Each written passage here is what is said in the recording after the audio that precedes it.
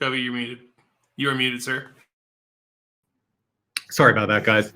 I just wanted to thank all of the wonderful science communicators who appeared in that video. We're going to be making the full version available on the website in the coming days. And also, guys, if you've missed some parts of this stream, don't worry. It's all available online on Fun Fact Science, on Stardom, Explore Mars, and, of course, on the Ramon Foundation. Now, I'd like to introduce our speakers for the next panel, which I'm going to be moderating. First off, we have Fraser Cain, the publisher of Universe Today and the co-host of Astronomy Cast podcast. We have Dr. Yaakov Simon, an astrophysicist at the Hebrew University of Jerusalem. Kirsten Banks, an astrophysicist at, a science communicator and galactic archaeologist at the University of New South Wales. Awesome title. Dr. Eloise Savant, a science communicator and astrophysicist at the University of Auckland. And of course, PhD candidate in particle cosmology, Sophia Gadnasser from UC Irvine. Thank you all so much for being here. So I wanted to ask you all a few questions regarding how science can be made more accessible. I mean, there's a huge jump between the lab and the science that's done in academia and, you know, the information that actually gets passed down to the general public. So Fraser, if it's okay, I wanted to start with you. I know that you've been in this industry a long time. What do you think has changed since you first started Universe Today? What has changed in the world of science communication as you see it? I think the biggest thing is that like the places where we used to get our news, like the NASA's and the research institutions and even the scientists themselves are discovering that they're able to reach out directly with the audience and connect with them and share the work they do. NASA is my biggest competitor and they produce better videos, better text, and they have amazing podcasts and all kinds of stuff. And they have the rockets. So I think our role is to provide aggregation and analysis and to try to bring other sort of integration to people that maybe they wouldn't get directly from any of the one official platform. So I think that's the biggest difference. In the olden days, people thought they needed the media. And now they don't need, they now understand they don't need the media and they can communicate directly. And so then it makes our job as media more complicated and we have to bring a higher game. Okay, thank you. Yaakov, next question for you. I mean, with all of, the media that we're trying to bring, like Fraser said, practically competing with NASA in order to get this information out there. But NASA and the large majority of the information that's out there is being produced in English. So being an astrophysicist and part-time science communicator and astrophotographer, let's just put it out there, here in Israel, do you think that non-native English speakers have somewhat of a harder time accessing reliable information online or in general? Yeah, Kobe, hi. Thank you so much for having me here. I definitely do, although I can only attest to Hebrew speakers, of course, and mostly to the fields that I'm familiar with, physics and astronomy. There's just much less quality material in Hebrew, which is not very surprising given the number of Hebrew speakers around the world. And I think also that people in Israel may sometimes tend to dismiss this being a problem since English proficiency is fairly high in Israel. And if you know English, then it's definitely not a problem since there's a lot of great material in English. However, there are specific groups like young children or more senior people, for example, who are not able to process information that is not in Hebrew, or at least not as comfortably and easily so. Just think about the people who read Wikipedia in Hebrew and how many of these will go to the English page if the Hebrew is not detailed enough. Some will, but many won't. So I think it's absolutely crucial to create popular science content in Hebrew. And I think it's happening as there are more and more individuals who are both passionate about science and about sharing it with their fellow Hebrew speakers through a variety of means like blogs, Facebook pages, videos, etc. There are also organizations that do this now, with Little Big Science being a great example, which we'll hear more about in the next panel, I guess. Personally, I think one front to make progress on this is updates from the front lines of research, from the actual labs, bringing the most recent and exciting discoveries to the people. And I think this is, in one sense, it's more challenging because it requires usually the people actually doing the science to do so.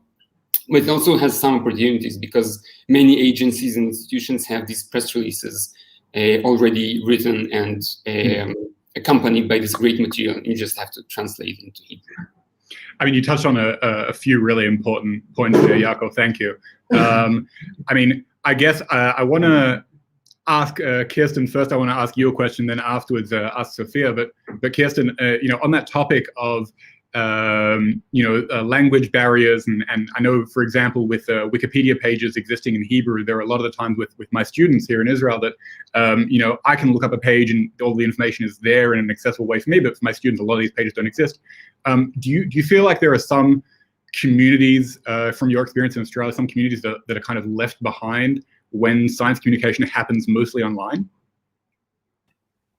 Absolutely. And a great example of that is this pandemic that we're going through right now, and how important the science and the communication of the science of the vaccine and there's just the science of just going and getting tested has been a real struggle in Australia for the minority communities that don't always speak English as their first language. So it's really important to be able to make our science communication accessible to everyone, because we all need to understand science, move forward in this world.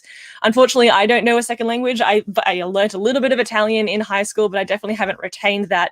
So I feel a bit not good enough when it comes to this global science communication, but we all do the best that we can. And that's why having people from all around the world who know different languages coming together to promote science and to communicate science is so, so important. It's really, really true. And that's one of the reasons why I'm glad to have kind of brought together a group of people for this event who come from different places in the world to hear exactly these opinions. So Sophia, a question to you, and then afterwards we'll go to Louise. On the topic of material that's not really communicated properly, I mean, your field is one that I find one of the most fascinating fields in astrophysics. I mean, if I'm allowed to say that cosmology is part of astrophysics without too many people getting upset. But I wanted to ask you, do you feel like there are some issues where science communication has become mainstream in certain fields, but not necessarily other fields? Yeah, so that's actually a really good question. I find that, like, as you had just mentioned, cosmology and the universe is something that will obviously get a lot of attention because it's amazing. I mean, I don't need to say much. Like, just if you look up at the universe, there's just so much there, so much mystery. I do find, for example, in the field of physics, that in science communication, for example, condensed matter will get left out. And there's a lot of cool stuff that we can learn about there. Like, that's kind of where partly where sort of quantum computing and stuff like that lies. It goes in that direction. And so quantum computing gets a little bit of it, but then the actual electronics part, which is where, some of the stuff that condensed matter can give you, we don't get to learn about that much because it's not pretty. I guess it's not instantly appealing. And so people might lose that part of it. But I think that there are just a lot of people from all fields now starting to come together and start bringing the science to the public in a way that's easier to understand. So I think we're moving in the right direction.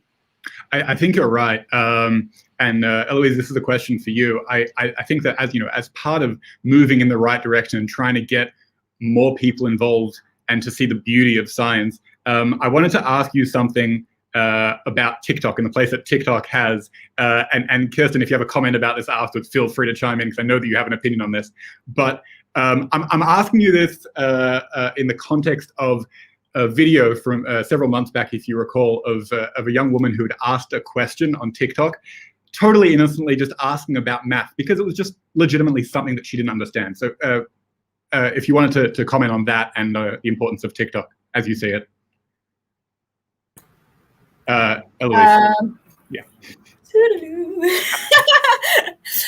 Thank you so much. So that's a very good point, and it's a very good exemplification of why we need more scientists on platforms that are not necessarily like for scientists, that are for everyone, because this young girl was asking very good questions that don't necessarily have actual answers, because they were so basic in a way, so fundamental is the better word for it, that not everyone agrees, like, where does maths come from? Is it something you discover? Is it something that you invent? These are kind of philosophical questions. And people were trashing her in the comments because, internalized misogyny, and she was putting on her makeup, and she's a young teenage woman.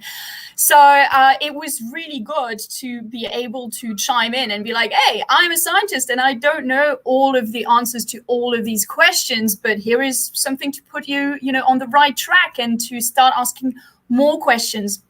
I think it's really good when we have personalities like we have in this panel and beyond, on Twitter, on TikTok, on other forms of social media, that can show not just the science, but the humans behind the science, and really connect with people, because essentially we're all people and we need to connect on that basis as well.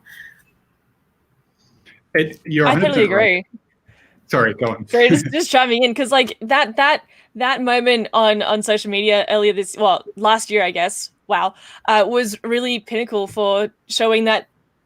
And it really annoys me, and I'm so glad that you answered her, Eloise, because your answer was so fantastic, and because it really shows how science works, that we don't always know the answer.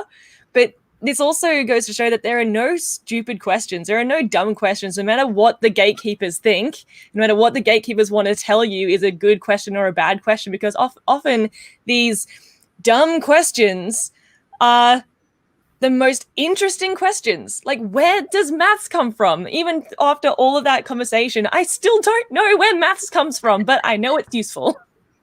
The people trashing her did not know the answers to her questions. That's for sure. I can promise you that. Exactly. They were just quantum bros trying to sound clever. That was it. Yeah. Exactly. I was trying to think that if we had to, ask a bunch of chads on the internet who are just, harassing this poor young woman, like if they know the axioms that define a field of numbers, they'd be like just grunting at you. They have no idea really. And I think What's that there's an axiom? an axiom. I don't know. I forgot the moment I walked out of that exam. I wanted to ask Fraser on the topic of the way that science appears in social media. When you see a sensationalized headline, otherwise known as clickbait, about a science-related topic, how does that make you feel? What's your gut reaction to that? They did a better job than me. I could have clickbaited a little harder, I think. The dirty secret of media, the dirty secret of publishing, etc., is that the title is half of the effort of the article, and the other half is the actual article itself. It sucks, but if people aren't going to come in and read your stories, then there's no point to write them in the first place. So you have to walk that line. And in fact, that's the job that I do at Universe Today. If there's one job that I won't let anybody else touch, it's that I make all the titles for the whole website. And the reason is because you have to balance this along this knife's edge. You have to write something that's very compelling, that makes people go, wow, that's kind of cool. I understand what the news is, but also not be factually, scientifically incorrect. And so you have to sort of walk that line. So I think that in the beginning, people definitely lean in towards the clickbaity side, but I think if you want to stick around for a long period of time, then you have to lean more towards being scientifically accurate and then as compelling as you can be. I definitely hear what you're saying, and I think that it's a dilemma that every science communicator and science enthusiast and scientist kind of comes up against, when they think, I want people to click on this and I want people to engage so that they can learn the real science, and they kind of have to just twist and kind of lean into the clickbait just that small amount so that it actually can get out there. Jakob, I wanted to ask you, and Sophia, I'd be curious to hear your thoughts as well. Do you feel like maybe there needs to be some kind of focus on science communication in academia to get more people who might have a wider range of skills in actually jumping through that hoop that Fraser spoke about? Yeah, I think this is a difficult question. So I think Science communication is definitely getting more attention in academia, but we also need more. I think there are many more activities in recent years with both professors and students giving talks and engaging with people. I think there's also more understanding and cooperation from management, allocating resources and people. But I think we definitely still have some way to go. I think it's important to recognize that outreach is an essential mission for the people who are actually doing the science, and try to address it on several different fronts. We have to introduce students to it pretty early and make it okay for them to dedicate some of their time to it, if they want to, of course. Second, I think we should make logistics easy for organizing events, for example, rather than difficult and tedious. And third, I think a person who is responsible for outreach in each academic unit is very helpful, be they a student or not. It's very helpful for different reasons: responsibility, continuance of effort, and overview and management, and again, making logistics easier. Those are some good points. Sophia, do you have anything to add? Yeah, so everything Jakov said, definitely. Additionally, I think that we would benefit from having like a science communication course for those students who want to do this, because, for example, learning how to sensationalize a headline without going too far. These are things that are important. How I can take, a topic that is so full of like math and then turn it into just take the concepts out and show that to the public, because that's the stuff that people really want to learn about. And it's a skill that you have to build. It's not easy. It's not easy to take the jargon and all the stuff that like the type of language that you're used to speaking among your colleagues. It's not easy to just take that and translate it to regular language. And so I think we would definitely benefit from having more programs and, even possibly like courses available for students who are interested in that. For sure. So something I wanted to chime in with as well is something that's not as discussed, I feel, especially within universities about this. It's the technical effort that it takes to make good content for the internet and for wide audiences. And it's just like Sophia said, it's, the skill to translate something that's really difficult and give people, some sort of instinct, some sort of concept of what this means. And that's really difficult to do that without jargon and to do that for audiences that are not your colleagues. But even if you can already do that, if you're making videos, if you're making podcasts, if you're streaming, that's an array of technical skills and of time and effort, if you're editing, that takes away from your academic progress. And we have to recognize that. If we want more scientists to actually put in time and effort into the community, because that's what we need to do to communicate and to connect with the community, it needs to be recognized by universities, it needs to be recognized by funding bodies, and we need to be given like collaborations with people who do media, who do editing, who do video, who can really collaborate to bring that extra skill we don't necessarily have time to develop, or we just don't have time to edit a video in the middle of the week because we have science to do. So I think that's something we should really emphasize. It's partnering media and scientists within universities so that we can reach more people. I think that if I nodded as hard as I feel like I agree with you, I would actually do some serious damage to my head. I can't tell you enough how much I relate to that. My frustration, over the course of my degree, which I am in the 6th and final year of, there's been so many issues along the way and personal issues as well. But the reality is that doing science communication work alongside my degree is something that I've felt has been a challenge, and something that I've even had members of the senior faculty in the university say, well, maybe you should just, stick to journalism or stick to that kind of work. Maybe those are the cards that God gave you. But I think that you're 100% right, that it needs to be something that's understood as a key important part, that students, they can't just, do the degree and then go to work, or do the degree and then continue in academia. There needs to be kind of a window, as Kirsten might say, a diamond window or an arch window into the world of academia for those outside. And just following on from that and from what you were saying, Eloise, about all these different platforms and different forms of media that are being used, I wanted to ask you, Fraser, and I know Kirsten as well, this is something that is close to your heart. What do you feel about this kind of resurgence of the audio format of podcast? Why is it that we're seeing this pop up again? I know, Fraser, you have your astronomy cast with Dr. Pamela Gay, and Kirsten, you also have an amazing podcast that everybody should listen to called The Scientist. I don't think podcasting ever went away. I mean, I think my perspective is that it was invented like almost 20 years ago, maybe 16 years ago, I think.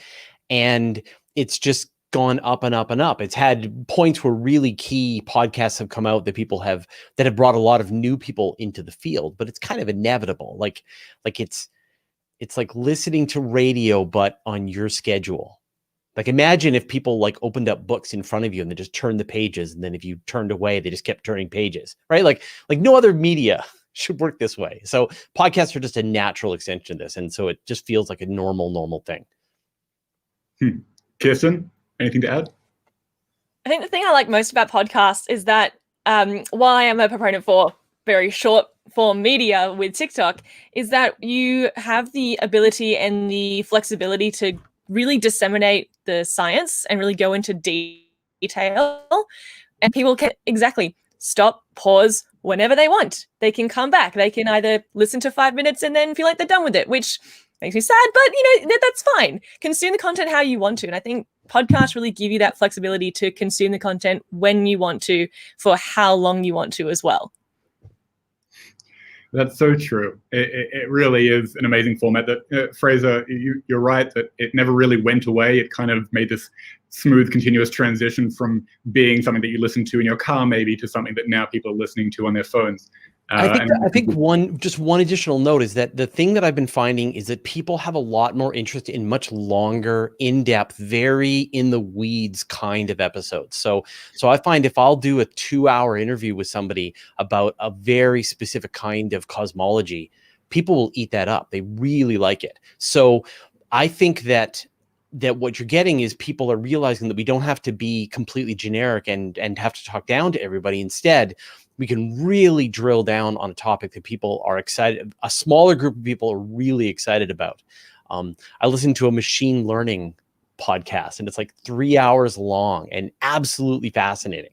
And that's the kind of stuff that I think there's actually not enough of in this world, is long, really nerdy, really down the rabbit hole kinds of conversations. So they don't have to be highly polished. They just have to be what a certain group of people really want to hear. I think you definitely have a point there. And I mean, a podcast that I'd love to give a shout out to, even though they're not in the conference tonight, is Astro Soundbites. For those who aren't familiar, there's a website called Astrobites where they take new papers that are coming out of the world of astrophysics, and they summarize them in kind of short, very accessible articles. And Astro Soundbites is basically the same idea, but it's 3 graduate students who are actually doing that same thing and turning it into a podcast. And so recently they had a series, I think, of 3 episodes where they did exactly what you're describing. They selected a target, and it was machine learning and algorithms within the field of astrophysics. And they just spoke only about that for 3 episodes. And I guess it's a quality over quantity thing, where they can say, okay, we're going to do this, we're going to do it properly, we're going to get into the weeds and ask the questions and ask, jumping back to what we were talking about before, Eloise, asking questions that some people might consider to be dumb questions, but there really are no dumb questions. I feel like people misconstrue the fine line between, I guess, stupidity and ignorance. And there are very few stupid people in the world. I think a lot of people are just ignorant because they haven't been exposed to certain ideas. And I really think that's an important role for us as science communicators, is to help people gain access to these ideas in an accessible way. Okay, I wanted to ask if each of you now could, in 60 seconds, summarize what project you're most excited for. Now, this could be a project that you have that's up and coming that you want to share with people. It could also be something that is a pipe dream for you guys and you want to get there, but you're not actually sure if it's going to happen anytime soon. So, Kirsten, let's start with you, and then we'll do Yakov after that.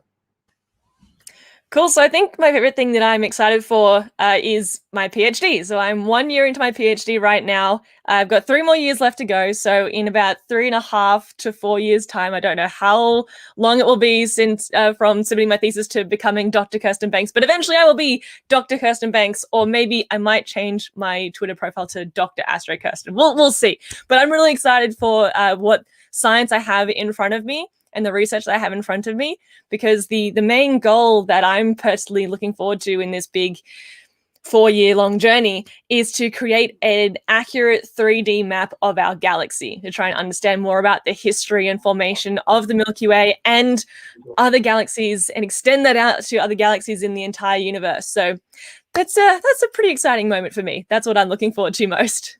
That's incredibly exciting, and I really hope that you can find a way to fit your title as Galactic Archaeologist in that new Twitter handle that you end up picking up.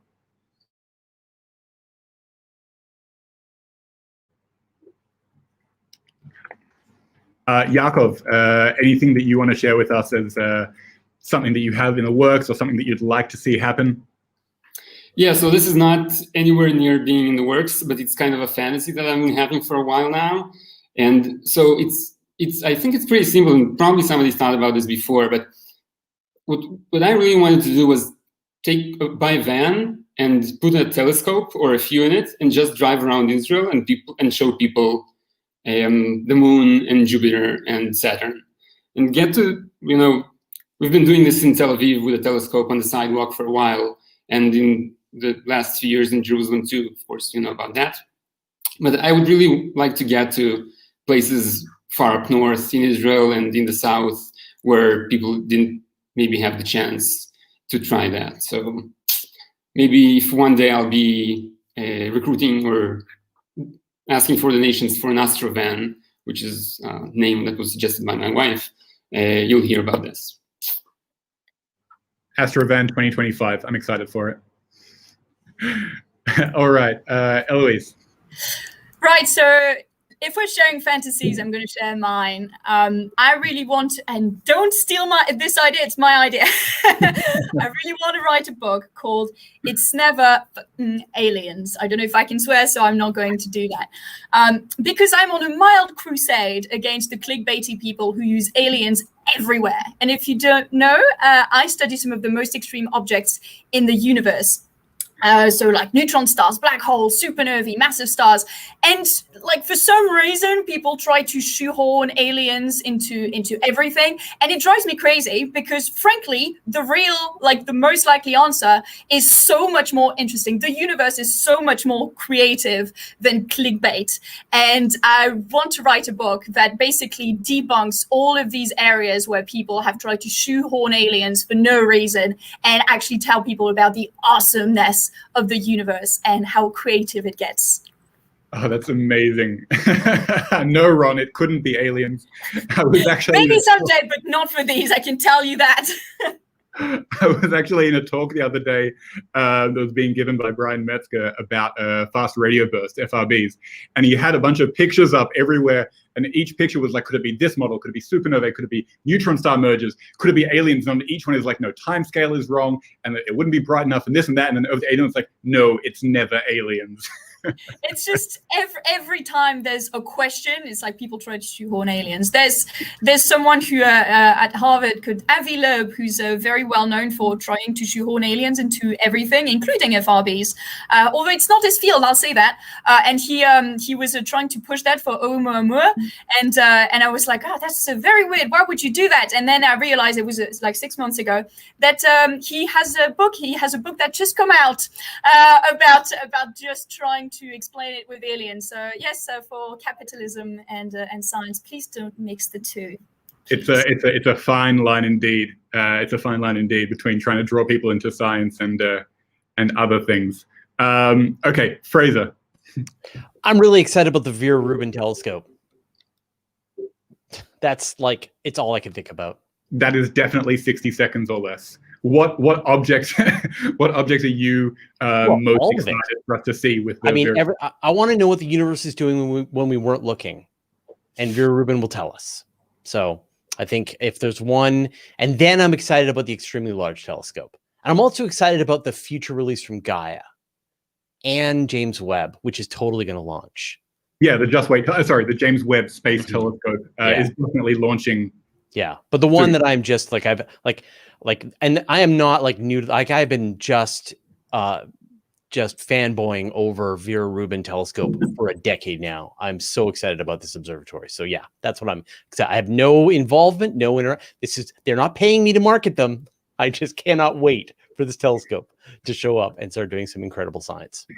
I'm very excited for it too. Okay, Sophia. Okay, so I have two things. One is my PhD. So I'm in my 4th year, and I'm starting to. I've been studying dark matter. So if you know me on social media, you'll know me by my dark matter tweets and things that I talk about. But we've thrown in black holes as well, and so I'm going to be using dark matter to explain supermassive black holes. And these are basically the giant black holes that we have in the center of every large galaxy, including our own, which we can't really explain in the same way that you can explain like a stellar mass black hole, which just, it's basically the death of the star, and, you're left with this black hole. But one that's a billion times the mass of the sun, not so much. And then on the other side, my science communication side, because both things are very important to me, I'm definitely doing videos. I want to host a TV show, obviously, about space, because I love talking about this stuff. Cool, and that's kind of one thing that I'm working on as well, is a little series with a friend of mine, and so stay tuned for that. Wow, amazing. Sorry, I lost you guys there for a second, but I think that having all of you guys here, all of you guys and girls here, and talking about these topics, I think is really something important for us to keep doing. And we've been running behind schedule tonight. We've had a couple of technical difficulties along the way, and I wish that we could keep talking about this forever. But I'm going to have to wrap it up now. So if there are any last messages that you all have about places where people can find you online, or famous last words that you want to give to wrap up this panel session, let's do in the reverse order that we just did. So Sophia, Fraser, Eloise, Yakov, and Kirsten. Hope I got that right. Okay, so for me, you can find me at AstroParticle everywhere, on Twitter, on Facebook, on Instagram. I'm even on TikTok. Less active there at the moment because school is what it is, and so I have to put that first. But you can catch me there, and since someone did, since Fraser mentioned Vera Rubin, and she's literally like my favorite astronomer ever, because she's the reason why I do what I do. I want to leave you with a quote from her, and it goes like this. Okay. Don't shoot for the stars. We already know it's there. Aim for the space in between, because that's where the real mystery lies. And that is why I study dark matter. And that is why I study dark matter part is not the quote. I feel like we should just end the entire event right there and then. Wow. Amazing. Fraser. Well, you can find me at universetoday.com and Universe Today on all the things, except TikTok.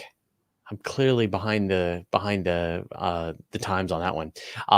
And of course, you can listen to Astronomy Cast, where I have been getting an education in astronomy from Dr. Pamela Gay for the last 15 years. So you should definitely check that out.